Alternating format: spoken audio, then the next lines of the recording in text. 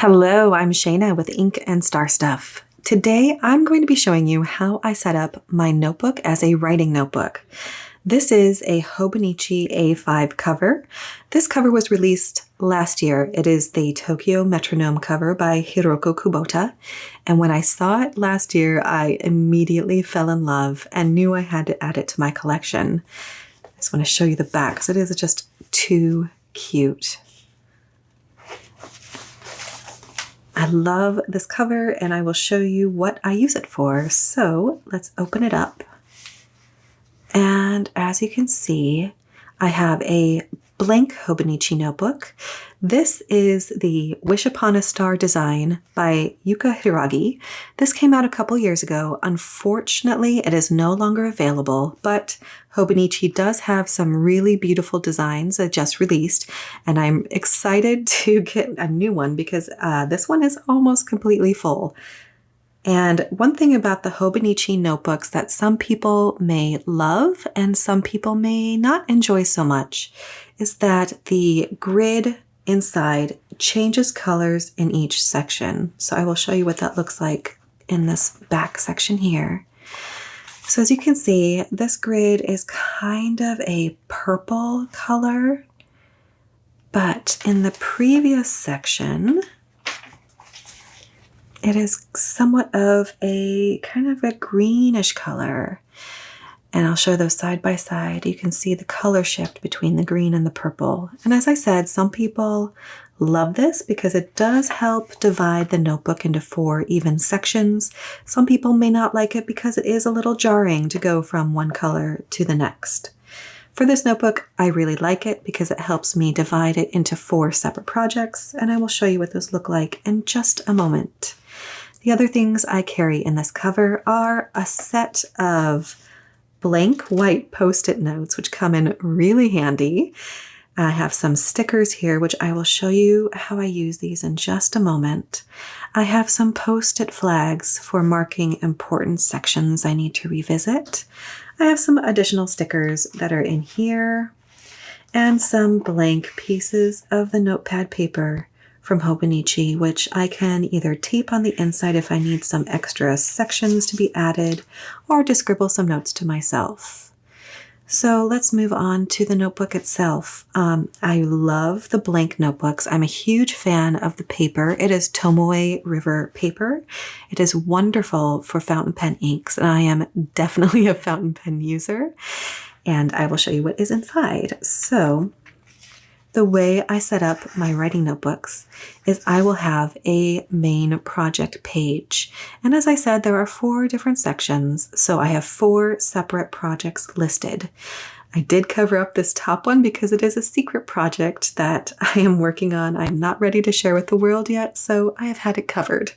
My next section is an adult cozy fantasy that I have been working on. I've covered the title because, again, I'm not quite ready to share it with the world. The 3rd section is my middle grade contemporary fantasy, and this book I am so excited to work on. It will be my NaNoWriMo project for 2023, and so I'll show you how I've set it up to prepare for that first day of November when I can start writing this novel. The 4th section is currently blank because that project has not yet been created, but it is ready and waiting for my next idea to strike.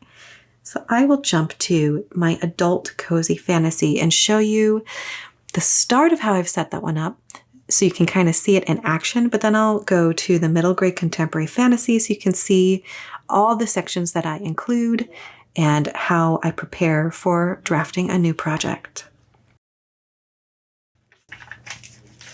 So this is my adult cozy fantasy. Again, I've covered the title for secrecy reasons.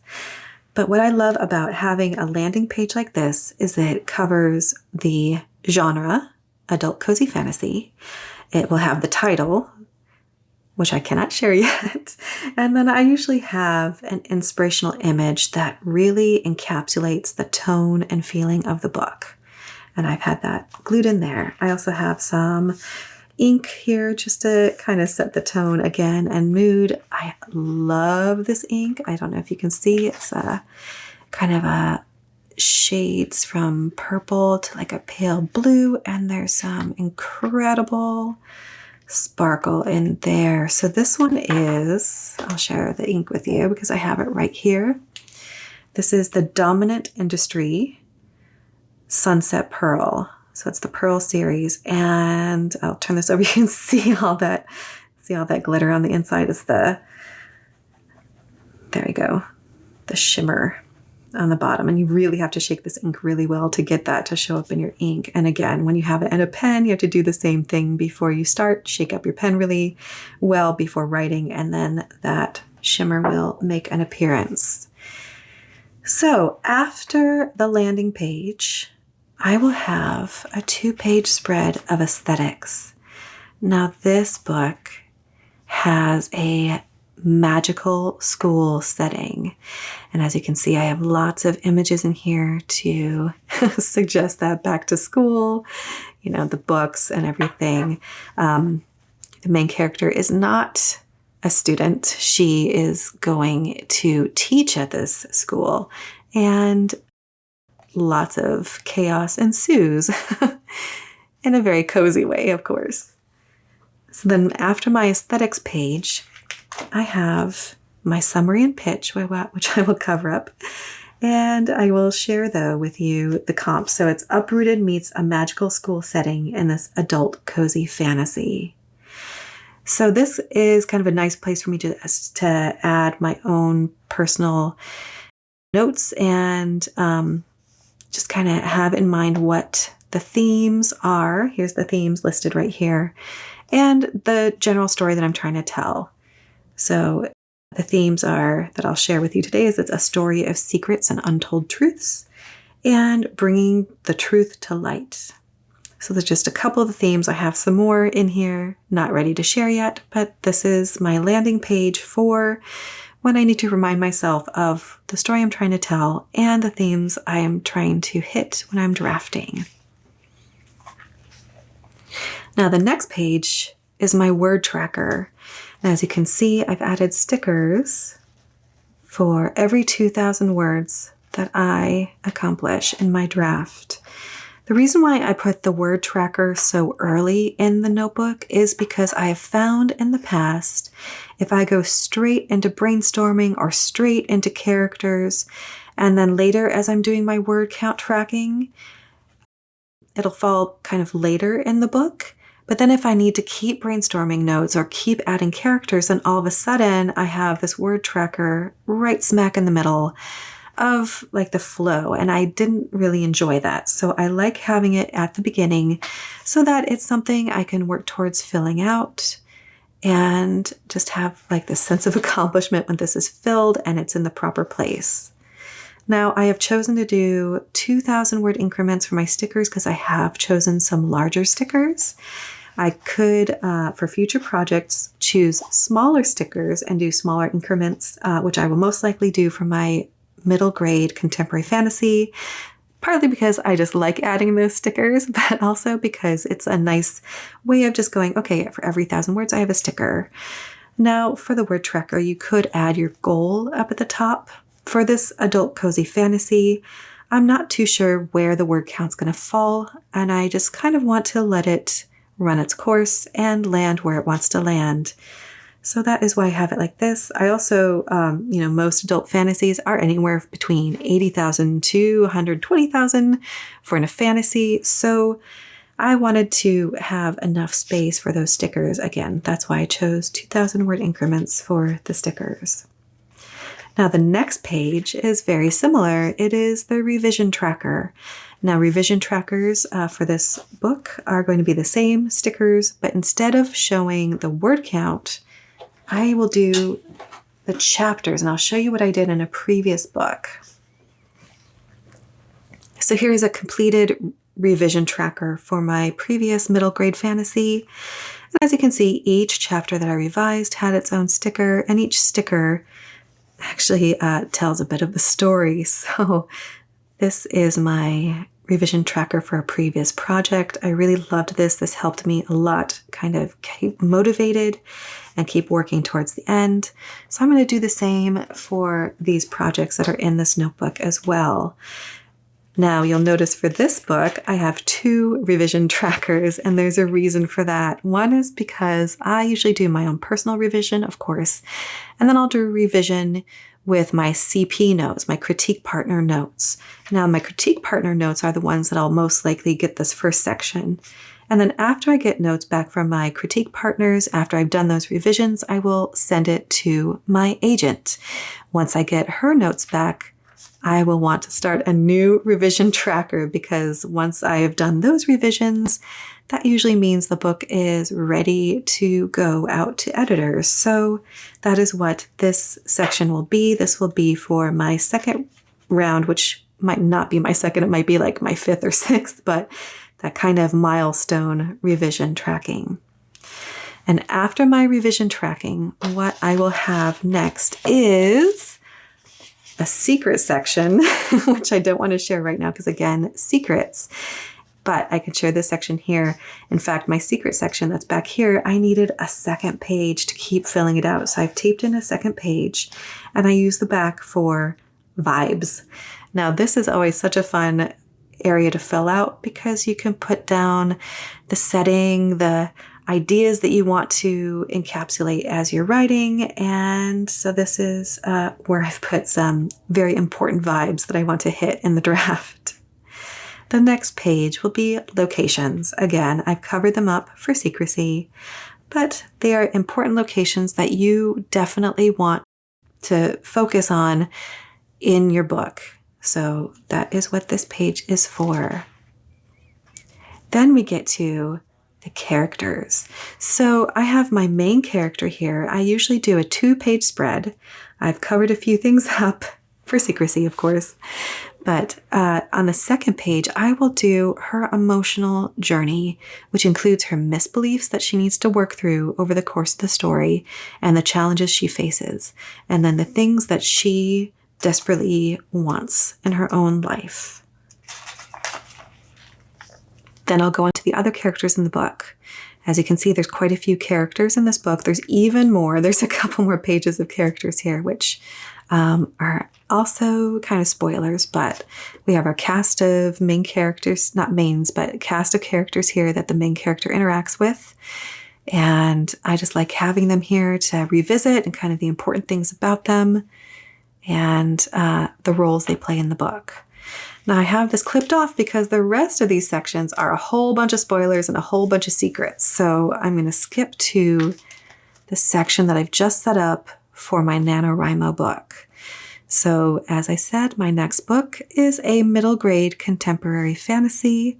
I don't have a title yet, which is why it is not on this page, but I do have some key images that I have here to help me get inspired to write the story. So there's my landing page for my project.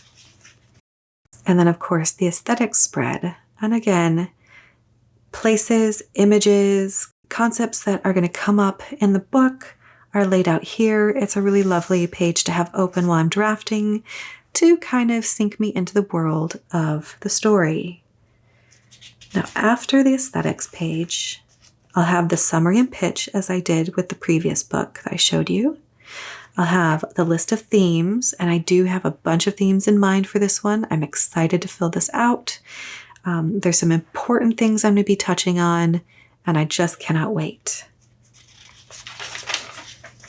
Then I'll have my word tracker. Again, the word tracker comes before my brainstorming pages, before my characters and such, because I know how big of a spread this is going to take. I like having it near the beginning, so it has this sense of completion when it's done. And I'm probably going to use some smaller stickers for this one. The word count is not as high for middle grade fantasy, but I cannot wait to fill in these stickers. It's going to be fun. And again, a revision tracker. Once I send my notes in, get notes back. For this book, I only have one revision tracker. There's a reason for that. I won't get into now, but I don't foresee having a ton of back and forth with a bunch of different people. There's one person I'm working on very closely with this book, so this will be kind of my landing page for a big revision project. Then Instead of my secret section that I had in the previous book that I shared, I have myths. So I will be touching on some myths. I will be drawing from some well-known myths as well as some not so well-known myths. And so I will be putting some key elements of those stories in here so I can think about them and maybe apply them to the book. This section was also the vibe section. So if you're working on a project that you really want to add vibes, you can do that here instead of having something specific, as I have done with the myths. Next, I'll have locations. My characters will be visiting some really interesting places. I cannot wait to fill these out. I can't wait to find images to kind of stick in here to make my brain get dazzled. So this is going to be where I load all of my locations into here.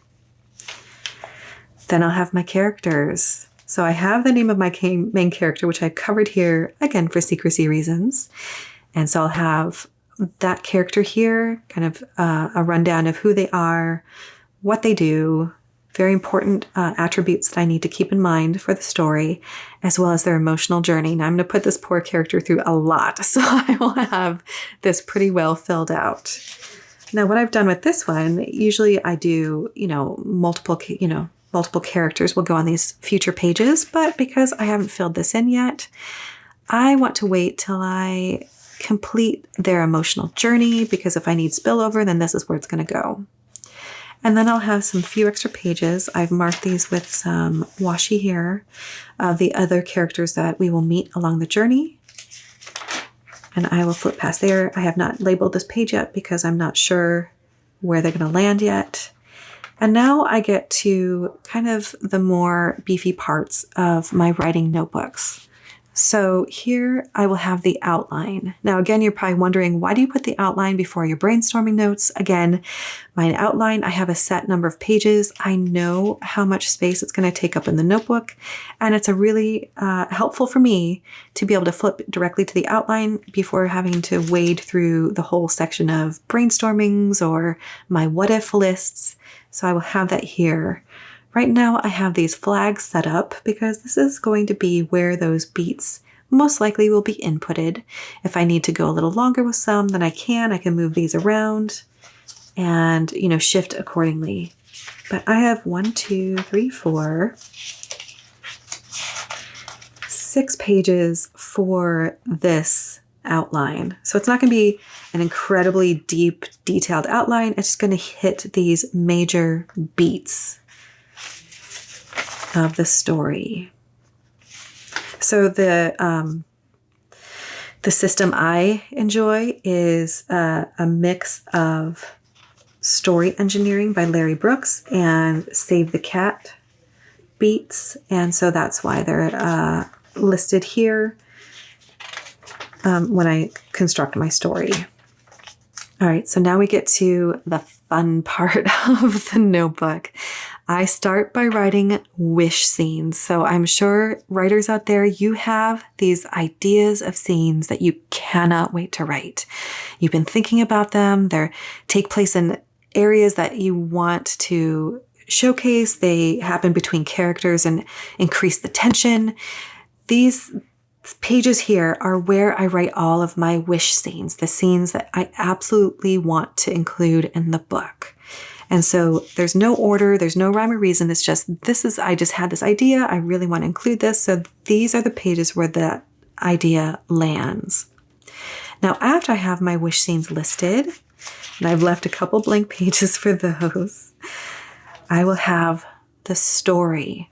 So I always start writing what ifs. The what ifs are the questions that you ask yourself that kind of turn the world on its head. What if this is how the world is? Or what if this came to light? This is where I add my what ifs. And that kind of kicks off my brainstorming sessions for the rest of the story. Now I've left the rest of the pages here blank because, again, my what ifs might take up 2 or 3 pages. They might only take up 1 page. But once I have those kind of filled out and I'm ready to start brainstorming, then I can just go. And all of these back pages here are going to be where I put all of my puzzle pieces. So it's where I start thinking about the story, about the points of tension, about the climax of the story, about the bad guys, about every challenge that is thrown at my main character's way. That will be filled in here. Again, it could be out of order. It could be completely random. You can write part of a scene if you wish, but I just like having these extra pages here to just write the story. Now, as you can see, I do have a section break here, but if I decide that I need more pages, I can easily take this out, move it down, not a problem. But that is how I set up my writing notebook. It's a way that I have found works best for me. The layout is very easy for me to go into and jump back and forth into the sections to find the sections that I need to revisit. And of course my word tracker so I can add my stickers here. And that's how I set up my writing notebook. Thank you so much for watching.